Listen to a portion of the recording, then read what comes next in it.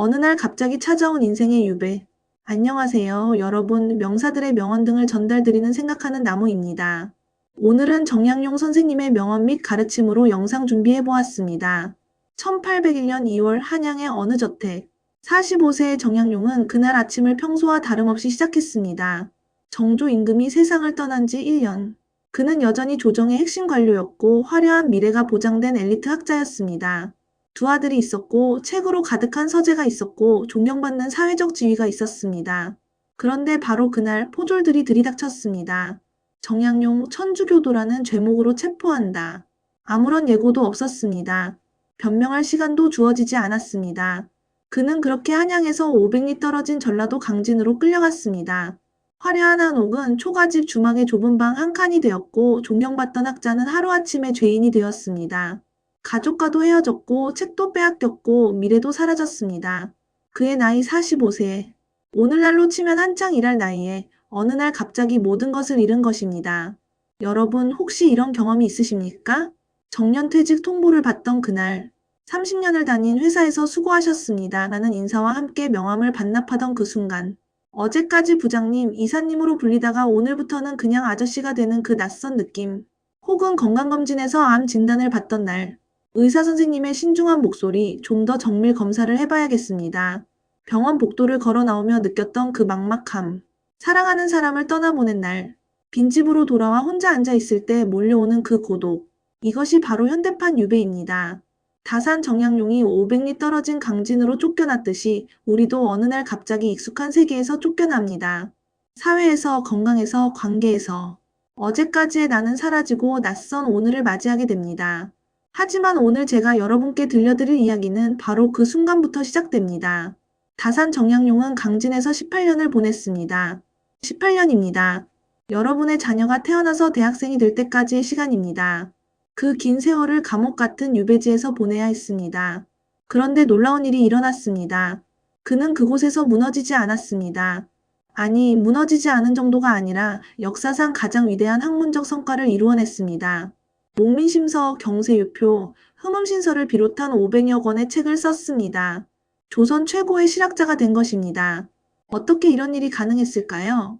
그 비밀은 네 글자에 담겨 있습니다. 거연심정. 거처하는 곳이 어디든 마음을 고요히 한다. 오늘 저는 여러분과 함께 인생 최악의 시기를 최고의 결과로 바꾼 한 사람의 이야기를 나누고자 합니다. 그리고 묻고자 합니다. 재난은 우리를 찾아옵니다. 피할 수 없습니다. 하지만 그 재난 앞에서 무너지는 것, 그것만큼은 우리의 선택입니다. 당신은 지금 어디에 유배되어 있습니까? 그리고 그곳에서 무엇을 시작하시겠습니까? 첫 번째 이야기. 억울함과 분노를 다스리는 법, 거연심정. 강진으로 끌려간 다산 정약용. 그가 처음 도착한 곳은 주막집 사랑방이었습니다. 그는 그 방에 앉아 무엇을 생각했을까요? 나는 무엇을 잘못했는가 나는 단지 학문을 했을 뿐인데. 서양책을 읽었다고 새로운 생각을 했다고 이렇게 귀향을 보내다니. 억울했을 것입니다. 분노했을 것입니다. 45세의 인생의 한창 때였습니다. 두 아들은 아직 어렸고 해야 할 일이 산더미처럼 많았습니다. 그런데 모든 것이 하루아침에 무너졌습니다. 그의 일기를 보면 이런 구절이 나옵니다. 밤에 잠을 이루지 못한다. 천장을 바라보며 눈물이 흐른다. 내 죄가 무엇인가? 하늘이 나를 버렸는가? 여러분, 이것이 정상입니다. 인간적입니다. 억울한 일을 당했을 때 억울해하는 것, 분노하는 것, 이것은 자연스러운 반응입니다. 은퇴를 하셨습니까? 억울합니다. 나는 30년을 헌신했는데 이제 필요 없다고? 병을 얻으셨습니까? 분노합니다. 나는 담배도 안 피우고 술도 안 마셨는데 왜 나한테? 사랑하는 이를 잃으셨습니까? 원망스럽습니다. 왜 하필 내 사람이 먼저 가야 했나? 하지만 다사는 깨달았습니다. 이 분노와 억울함에 계속 매달리면 18년이 아니라 180년을 유배지에 있어도 아무것도 할 수 없다는 것을. 그래서 그는 선택했습니다. 거연심정. 거연은 거처하는 곳이 그러하다. 즉 어디에 있든 그대로라는 뜻입니다. 심정은 마음을 고요히 한다는 뜻입니다. 합치면 내가 어디에 있든 그곳에서 마음을 고요히 한다. 이것은 체념이 아닙니다. 포기도 아닙니다. 오히려 정반대입니다. 나는 상황을 바꿀 수 없다. 한양으로 돌아갈 수 없다. 유배가 풀릴지도 모른다. 하지만 한 가지는 확실하다. 이 상황을 바라보는 내 마음만큼은 내가 선택할 수 있다. 여러분, 이것이 핵심입니다. 우리는 외부 상황을 통제할 수 없습니다. 회사가 나를 해고하는 것, 몸에 병이 생기는 것, 사랑하는 사람이 떠나는 것, 이것들은 내 힘으로 어쩔 수 없습니다. 하지만 한 가지는 누구도 빼앗을 수 없습니다. 그것에 대한 나의 태도, 나의 반응, 나의 마음. 다사는 일기에 이렇게 썼습니다. 처음에는 이 방이 감옥처럼 느껴졌다. 하지만 마음을 고요히 하니 이 방도 하나의 공간일 뿐이다. 한양의 넓은 저택에서 마음이 어지러우면 그곳도 감옥이고, 강진의 좁은 방에서 마음이 평온하면 여기도 서재다. 이것이 거연 심정입니다. 한 구독자분이 편지를 보내주셨습니다. 30년을 다닌 회사에서 나왔는데 갈 곳이 없습니다. 아침에 일어나도 할 일이 없습니다. 하루가 너무 깁니다. 저는 이제 쓸모없는 사람이 된 것 같습니다. 제가 답장을 드렸습니다. 회사는 당신의 직함을 가져갔습니다. 하지만 당신의 가치까지 가져갈 수는 없습니다. 당신이 어떤 사람인지, 무엇을 할 수 있는지 이것은 오직 당신만이 정의할 수 있습니다. 3개월 후 그분께서 다시 편지를 보내주셨습니다. 동네 도서관에서 역사 강의를 듣기 시작했습니다. 평생 일만 하느라 책을 못 읽었는데 이제야 배우는 즐거움을 알았습니다. 회사를 떠난 게 끝이 아니라 시작이었습니다. 이것이 거연 심정입니다. 상황은 바꿀 수 없어도 그 상황에 대한 나의 해석은 바꿀 수 있습니다. 은퇴를 끝으로 볼 것인가, 새로운 시작으로 볼 것인가, 병을 재앙으로 볼 것인가, 삶을 돌아보는 기회로 볼 것인가. 다사는 유배 3년째 되던 해 편지에 이렇게 썼습니다. 처음에는 매일 한양을 그리워했다. 언제 돌아갈까? 언제 이 고통이 끝날까? 하지만 이제는 안다. 고통은 상황에 있는 것이 아니라 마음에 있다는 것을. 마음을 고요히 하니 강진도 나쁘지 않다. 아니, 어쩌면 한양보다 더 좋을지도 모른다. 여기서는 아무도 나를 방해하지 않는다. 오롯이 나와 마주할 수 있다. 여러분, 당신이 지금 있는 그곳이 어디든 상관없습니다.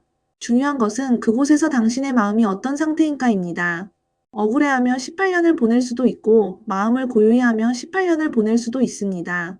상황은 같지만 결과는 천지 차이입니다. 거연 심정. 거처하는 곳이 어디든 마음을 고요히 하십시오. 그것이 진짜 자유입니다. 두 번째 이야기. 무너진 곳이 곧 시작하는 곳이다.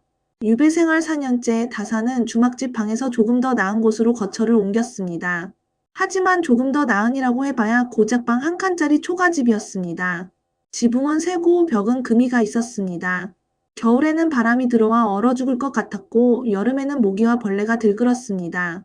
보통 사람이라면 이렇게 생각했을 것입니다. 이게 뭐야? 이런 곳에서 어떻게 살라는 거야? 한양의 내 집은 기둥도 든든하고 마당도 넓었는데. 하지만 다사는 달랐습니다. 그는 그 초라한 방에 이름을 붙였습니다. 사이제. 네 가지를 마땅히 해야 할 방이라는 뜻입니다.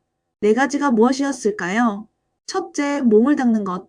둘째, 집안을 다스리는 것. 셋째, 학문을 연구하는 것. 넷째, 글을 짓는 것. 여러분, 이것이 무엇을 의미하는지 아십니까? 그는 환경을 받아들이되 환경에 굴복하지 않았습니다. 그는 그 누추한 방을 단순한 죄인의 거처가 아니라 학문의 전당으로 재정의했습니다. 이것이 바로 무너진 곳에서 시작하는 법입니다. 우리는 종종 이렇게 생각합니다. 이 환경에서는 아무것도 할 수 없어. 조건이 갖춰져야 시작할 수 있어. 은퇴하신 분들이 말씀하십니다. 회사에 있을 때는 바빠서 못했고 이제는 시간은 있는데 의욕이 없어요. 뭘 해야 할지 모르겠어요. 하지만 다산이 묻습니다. 정말 조건이 문제입니까? 아니면 조건을 핑계로 시작하지 않는 것입니까? 그의 사이제는 방 한 칸이었습니다. 책상도 변변치 않았고 책도 몇 권 없었습니다. 한양에 있을 때 가졌던 수천 권의 장서는 모두 빼앗겼습니다. 종이도 귀했고 붓도 부족했습니다. 그런데도 그는 시작했습니다. 없으면 빌렸습니다. 강진의 선비들에게 책을 빌려서 읽고 베껴 쓰고 연구했습니다. 종이가 없으면 나무판에 글을 썼습니다. 제자가 없으면 마을 아이들을 모아서 가르쳤습니다.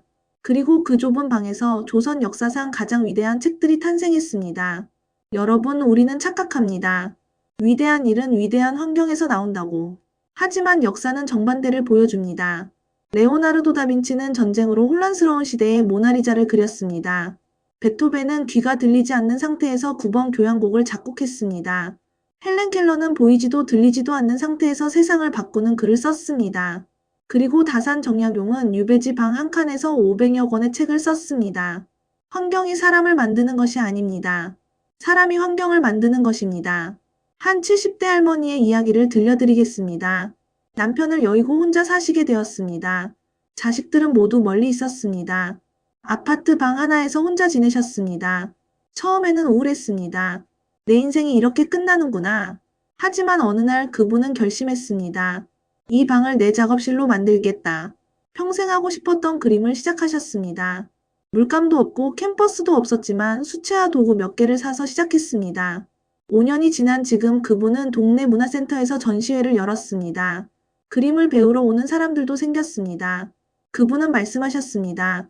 방은 똑같은 방인데 이제는 내 화실이에요. 아침에 일어나면 그림 그릴 생각에 설라요. 이것이 사회제의 정신입니다. 다사는 유배지를 감옥이 아니라 사회제로 만들었습니다. 그분은 빈 방을 외로운 공간이 아니라 화실로 만들었습니다. 당신이 지금 있는 그곳, 그것이 병원 침대든 작은 원룸이든 시골집이든 그곳에 이름을 붙이십시오. 의미를 부여하십시오. 이곳은 내가 다시 시작하는 곳이다. 이곳은 내가 나를 발견하는 곳이다. 이곳은 내가 진짜 하고 싶었던 일을 하는 곳이다. 무너진 곳이 곧 시작하는 곳입니다. 바닥까지 내려갔다는 것은 이제 올라갈 일만 남았다는 뜻입니다. 다사는 사이즈에 앉아 이렇게 썼습니다. 좁은 방이라고 한탄하지 말라. 공자도 누추한 골목에서 살았다. 넓은 저택에 살아도 마음이 비좁으면 그것이 진짜 감옥이다. 좁은 방에 살아도 뜻이 넓으면 천지가 모두 내 것이다. 여러분의 사이즈는 어디입니까? 오늘부터 그곳에 이름을 붙이십시오. 그리고 시작하십시오. 세 번째 이야기. 독서와 저술 18년을 금빛으로 물들인 열정. 다산에게는 유명한 일화가 하나 있습니다. 곽골삼경이라는 고사입니다. 곽골은 복숭아뼈를 넘다, 즉 복숭아뼈에 구멍이 날 정도라는 뜻입니다. 삼경은 한밤중, 오늘날로 치면 자정 무렵입니다. 무슨 말인고 하니 다사는 매일 밤 자정까지 앉아서 책을 읽고 글을 쓰느라 복숭아뼈가 닳아서 구멍이 날 정도였다는 것입니다. 상상해 보십시오. 겨울밤 바람이 쌩쌩 들어오는 초가집, 촛불 하나에 의지해서 글을 쓰는 한 사람. 왜 그랬을까요? 그에게는 분명한 목적이 있었습니다. 이 18년을 헛되이 보내지 않겠다. 이 시간을 의미 있게 만들겠다. 유배는 그의 선택이 아니었습니다. 하지만 유배 기간을 어떻게 보낼 것인가 이것은 그의 선택이었습니다. 그는 선택했습니다. 탄식하며 보내지 않기로. 한탄하며 낭비하지 않기로. 대신 그 시간을 공부하고 연구하고 저술하는 시간으로 채우기로. 그 결과가 어떻게 되었습니까? 18년 동안 그가 쓴 책이 500여 권입니다. 1년에 약 28권, 한 달에 23권. 어마어마한 양입니다. 목민심서는 지방관리가 어떻게 백성을 다스려야 하는지를 담은 책입니다. 48권으로 이루어진 방대한 저술입니다. 경세일표는 나라를 어떻게 경영해야 하는지를 담은 책입니다. 정치, 경제, 사회 전반에 걸친 개혁안입니다. 흠음신서는 형법과 재판에 관한 책입니다. 억울한 죄수가 없도록 공정한 재판이 이루어지도록 쓴 책입니다. 이 외에도 시, 문학, 역사, 과학, 의학, 농업에 이르기까지 온갖 분야의 책을 썼습니다. 여러분 이것을 생각해 보십시오. 만약 그가 18년을 억울해, 언제 끝나나 빨리 돌아가고 싶어 라고만 생각하며 보냈다면 어땠을까요? 시간은 똑같이 흘러갔을 것입니다. 18년은 18년입니다. 하지만 그 18년 후에 남는 것은 아무것도 없었을 것입니다. 대신 그는 매일 복숭아뼈가 닳도록 앉아서 공부했습니다. 그래서 18년 후 그의 손에는 500여 권의 책이 쥐어져 있었습니다. 은퇴하신 분들께 묻고 싶습니다. 은퇴 후 남은 시간이 얼마나 됩니까? TV를 보며 보내실 겁니까? 카페에 앉아 시간을 때우실 겁니까? 할 일이 없어라고 한탄하며 보내실 겁니까? 아니면 다산처럼 그 시간을 채울 나만의 저술을 시작하실 겁니까? 저술이라고 해서 꼭 책을 쓰라는 말이 아닙니다. 당신만의 작품, 당신만의 프로젝트, 당신만의 배움. 무엇이든 좋습니다. 평생 하고 싶었던 악기를 배우십시오. 그림을 그리십시오. 정원을 가꾸십시오. 역사를 공부하십시오. 자서전을 쓰십시오. 손주들에게 들려줄 이야기를 기록하십시오. 한 68세 할아버지의 이야기를 들려드리겠습니다. 은퇴 후 심심해서 시작한 것이 동네 역사 공부였습니다. 자기가 사는 동네의 옛 이야기를 찾아다니며 기록하기 시작했습니다.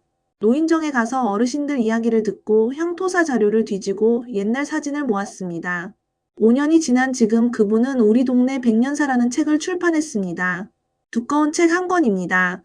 동네 도서관에도 비치되었고 학교에서 향토 교육 자료로도 쓰입니다. 그분은 말씀하셨습니다. 은퇴하고 나서 처음에는 정말 할 게 없었어요. 하루하루가 지루했죠. 그런데 이걸 시작하고 나서는 시간이 부족해요. 매일 아침 일어나면 오늘은 뭘 조사할까 설라요. 내가 죽고 나서도 이 책은 남잖아요. 그게 뿌듯해요. 이것이 다산의 정신입니다. 다산은 유배지에서 이렇게 썼습니다. 사람의 가치는 그가 살아있는 시간으로 측정되지 않는다. 그가 그 시간을 어떻게 채웠느냐로 측정된다. 100년을 살아도 아무것도 남기지 않으면 그는 100년을 낭비한 것이다. 10년을 살아도 의미 있는 무언가를 남기면 그는 10년을 완성한 것이다.